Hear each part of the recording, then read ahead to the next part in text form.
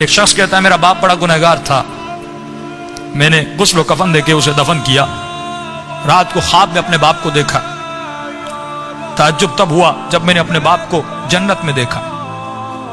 میں نے کہا بابا آپ تو بڑے گنہگار تھے، آپ تو بڑے خطاکار تھے، آپ جنت میں کیا کر رہے ہیں؟ اس نے کہا میرے لال 3 دن تک میری قبر میں آگ جل رہی تھی، 3 دن تک مجھ پر فشار قبر عذاب قبر میں مبتلا تھا، لیکن 3 دن کے بعد کچھ قبریں چھوڑ کر ایک نیک خاتون کو دفن کیا گیا، جس کی آنے کے بعد پورے قبرستان میں جن جن پہ عذاب ہو رہا تھا ان پر اللہ کی رحمتیں نازل ہونے لگیں۔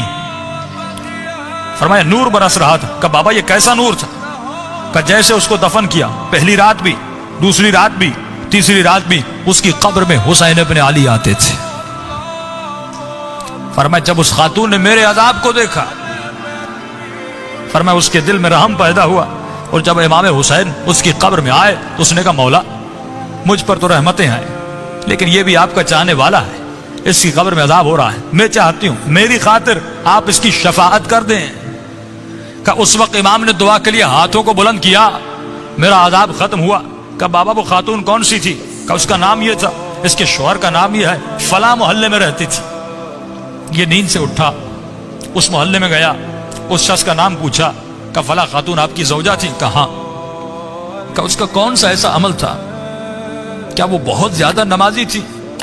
کہا نہیں، صرف واجبات پہ عمل کرتی تھی۔ کہا بہت زیادہ قرآن پڑھتی تھی؟ کہا نہیں، مختصر قرآن پڑھتی تھی۔ کہا کوئی ان کا خاص بہت زیادہ ذکر تھا؟ کہا نہیں، ایک عام سی زندگی گزارتی تھی لیکن اخلاق کی اچھی تھی۔ اس نے کہا اتنا پوچھ کیوں رہے ہو؟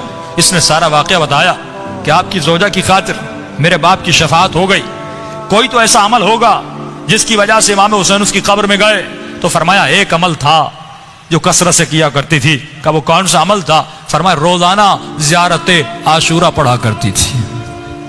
یہ مقام اذکرونی اذکرکم ہے کہ ہمارے چاہنے والوں تم ہمیں یاد کرو، ہم تمہیں یاد کریں گے۔